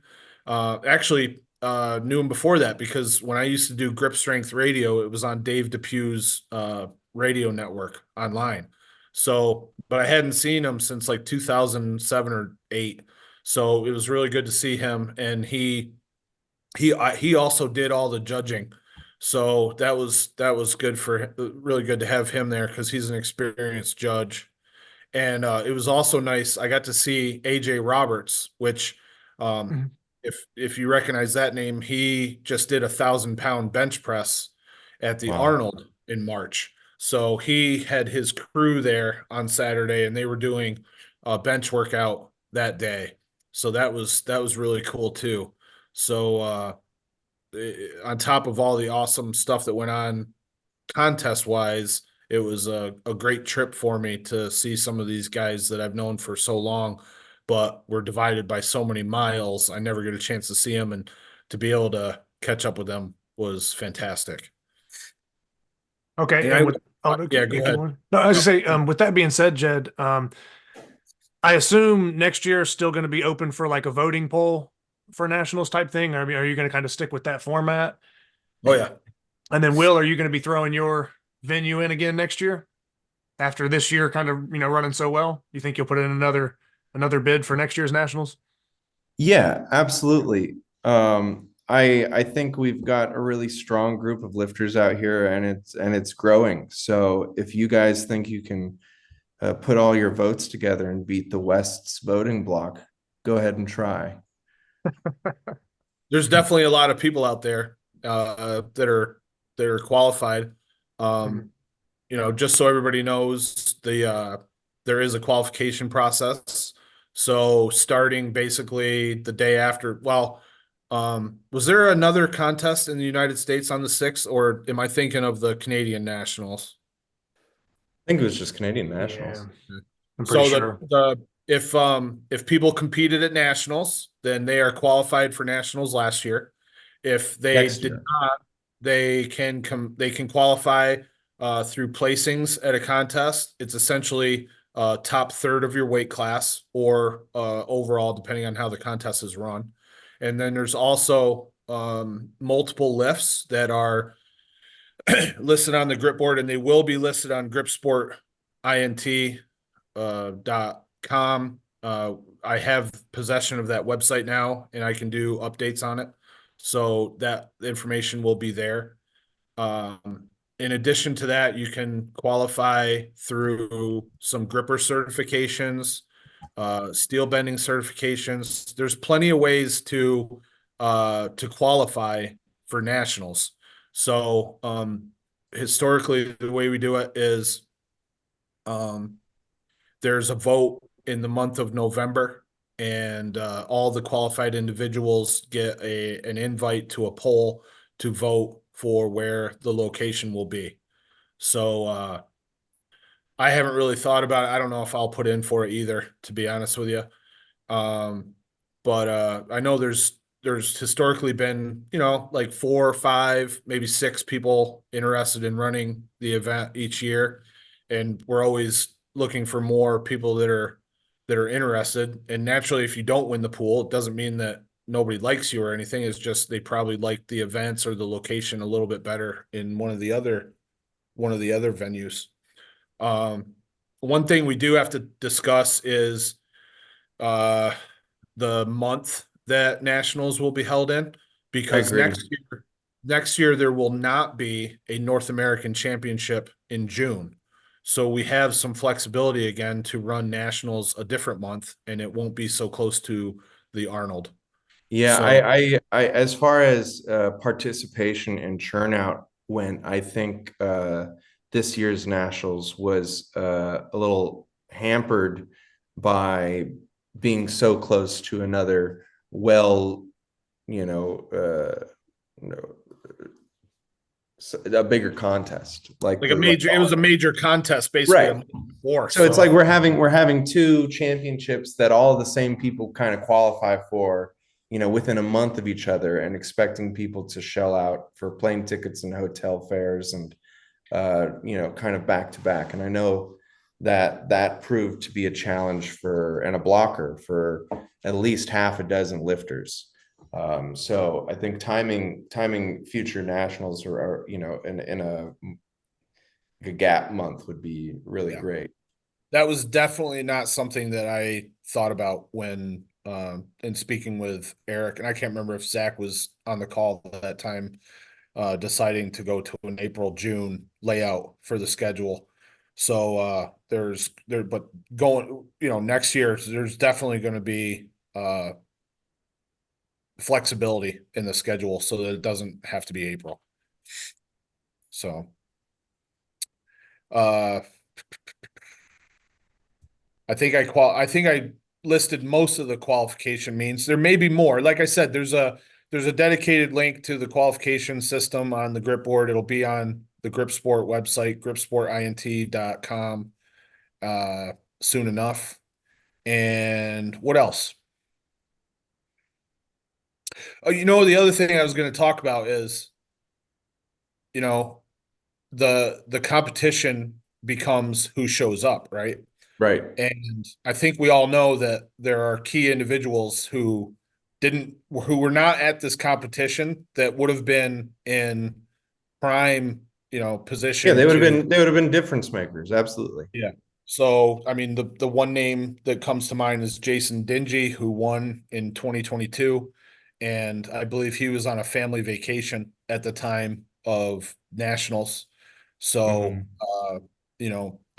that definitely plays a role. And I just want to let people know that I'm fully aware of that. And I mean, So- that goes for every weight class, Jed. Like Yeah. if Zach or Ben Helms had decided to show up and compete as middleweights, that would have been a different podium. Had Ben Galper, and Mike Rogowski who showed up and been in the lightweight category, that would have been a different podium. So I mean, there are these there's no. But that's how it is. That's how it is every year. Yeah. I mean, Yep. Andrew Derniat, I'm telling you, could sign up for one of these contests and he'll be right at the top. Mm-hmm. I mean, I saw a month or two ago that he doesn't even run his gym anymore. He sold it and now he's like full-time EMT / fireman, all that stuff. So And I mean, Ode, the only reason Ode didn't participate is because he said, "Oh, I was in San Diego the week before." So, yeah. and I think he would have done really well. I'm telling you, man, I was approaching this training as intensely as I could given my hand condition. And I was looking at it like Dingy's gonna be there, Ode's gonna be there, Clay's gonna be there, a number of people, and it's gonna be a shootout. So I was really like constantly tweaking my training, and I couldn't believe it when you said there were only 7 people signed up. I had to make a really big push towards the second half of the registration period because as early times the first half of registration opened, there was pretty much 7 people signed up. So I twisted some arms. I qualified some people, I introduced people to the sport to compete into this. Yes. Yes. So as a promoter, you got to do what you got to do to have a competitive contest. So which is why you're doing a great job, Will. I mean, you're out there, you're doing stuff all the time. You're bringing grip in front of people all the time. It's amazing. If I think, there's people out there that want to run competitions, but they can't get people to show up, and they are not doing anywhere near the amount of work that you're doing. So I'm knocking on doors. No, I'm kidding. Hey, you ever see these grippers?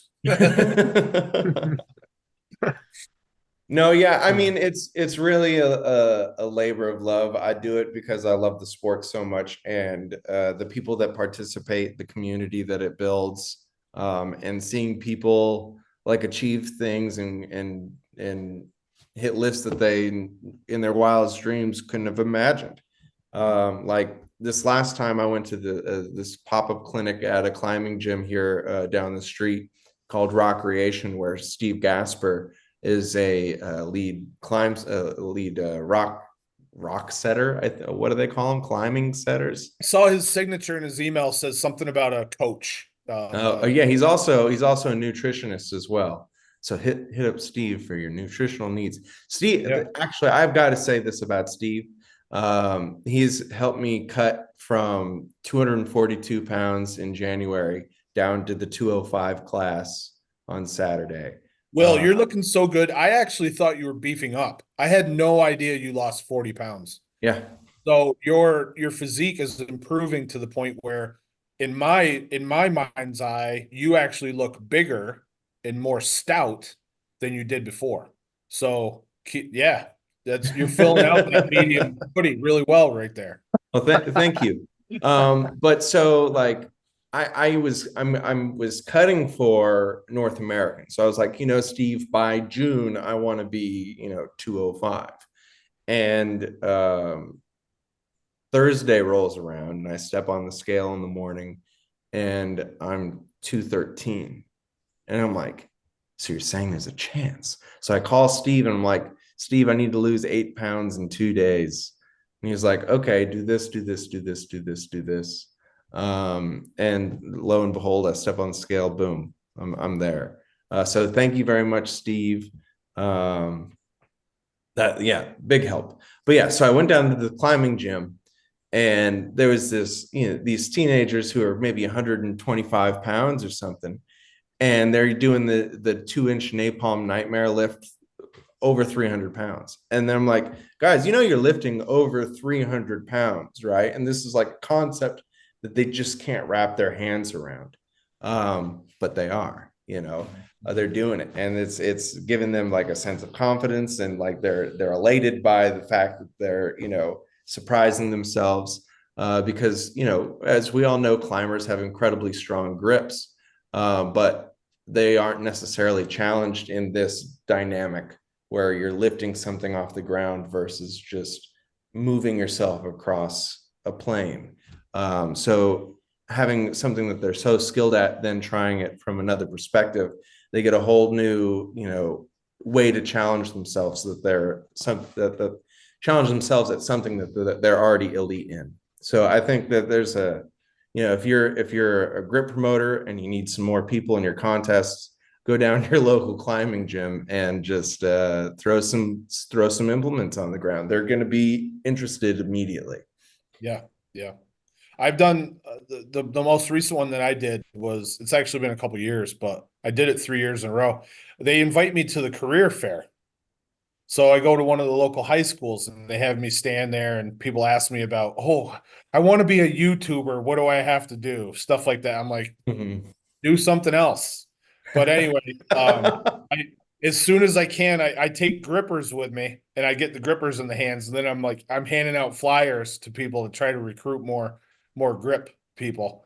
It hasn't worked out. It hasn't panned out to any more competitors, but I'll tell you, you talk about beasts that are just walking around. I take a set of grippers that I got from Badr Alawadi when I was over to Dubai with them, and just because I don't want to get like their greasy paws all over my good grippers. Mm-hmm. But there's 4 levels. It's a silver, a blue, a red, and a black. And I've had like 3 dudes close the red, which I would assume is like a 2.5.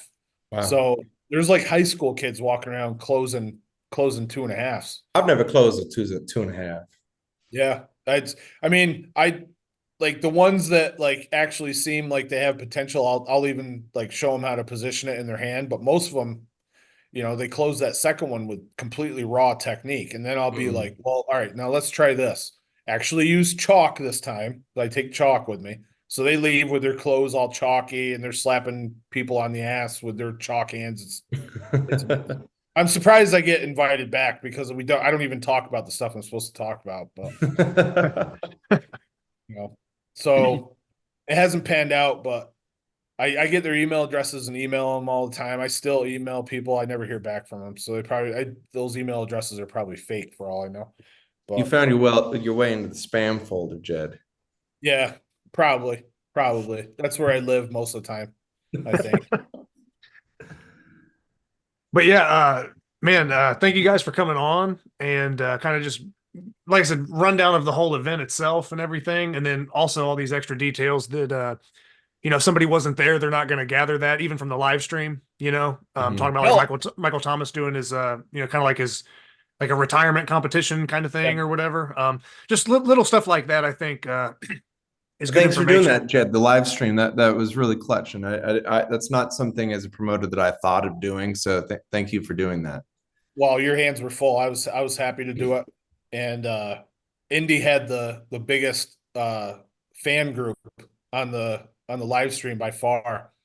He was getting like 3 or 4 comments per video per person. So that was really cool. And people are still watching them. Unfortunately, the I think it was the Little Bighorn, maybe Yeah. that video got blocked due to the music that was playing.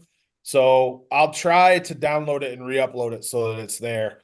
But I gotta find time to do that. That sucks. That's the first time I've ever had a video blocked like 100%. Like I've had stuff get blocked per country because there was music in there, but not like said we're taking it down off YouTube. That's the first time ever. So if anybody's looking, because I sent links out yesterday and to all the videos, and if anybody tries to watch them and one of them doesn't work, that's why.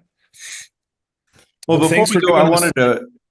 Before we go, I wanted to plug my next competition that I'm running down here. It'll be at the training hall. It'll be dual sanctioned event. It'll be these 4 events. There will be a 3x4 Saxon.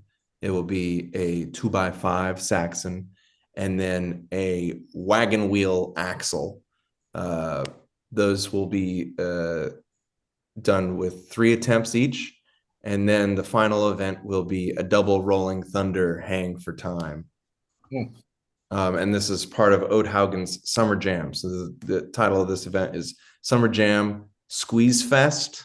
And you can register for this event July 7th on my website, westcoastarmsports.com. Awesome. Good luck with that. Thank you so much. Yeah. And then, Jedd, are you looking to do any competitions in the meantime, or are you kind of just going to transition to the North American Championship now? The plan all along was going up to North Americans in Ottawa. That's June 1st and 2nd, if I'm not mistaken. But then I'm thinking about going to the home gym con and going to that. I thought about that too. Yeah. My gosh, that's gotten huge. Rob said that they have, I don't know how many competitors, like 30 people signed up. Yep. Tons of prize money. I mean, incredible prize package. I mean, it's enormous. Yeah. I was shocked. Like I haven't seen that level of sponsorship for a grip contest in a long time. So yeah, I need to know how he did that.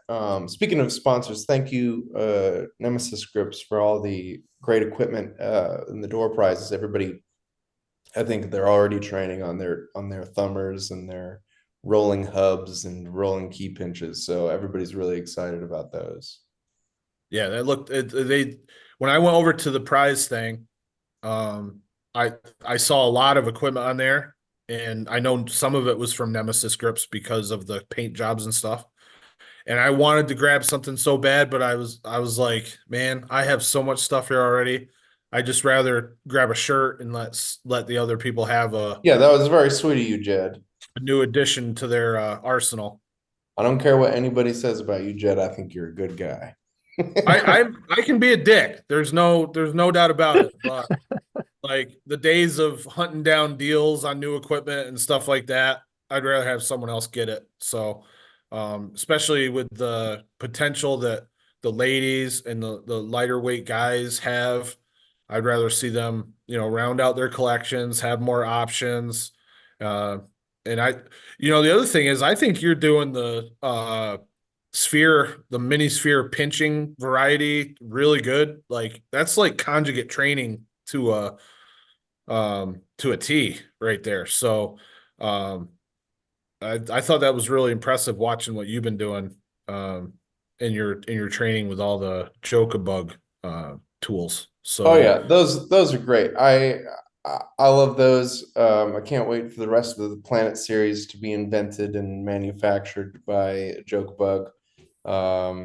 They're I didn't know I liked Key Pinch until I started messing with those because the finish ball is fun, but it doesn't have that. I don't know. It's a different pinch when you're not pinching like around the entire ball and you're just like pinching like almost a partial sphere. yeah, Uh, well, I that think, Jupiter felt great. I liked it. That's a good size. That yeah, was it's the axle of key pinches. I think it's just like a 2-inch ball.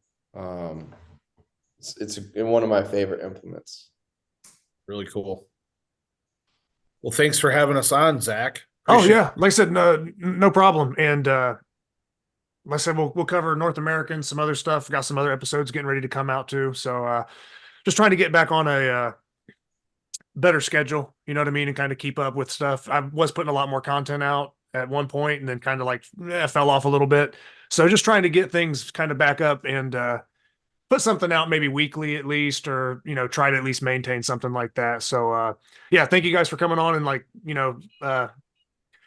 giving us all the details and behind the scenes of what went down at nationals. And good to see that both you guys are going to North Americans to compete, right? So I mean, you guys are getting ready for that as well. So yeah, it's good to see that there's a lot of I haven't been active competing this year, but it's nice to see that everybody has been really kind of hosting a lot of competitions, making the effort to travel to competitions. And I spoke with Eric recently about this, and it's like it just seems like the pool of lifters is getting bigger and like more diverse, and then all these numbers are just shooting up like crazy. Like there's top 10 lifts, or there's like world records that used to be, all the way up at the top. Now you can't even find them in the top 10. The last couple of years, people have just really, I don't know, just been pushing each other and kind of raising the bar just all over. So I think it's been good to see.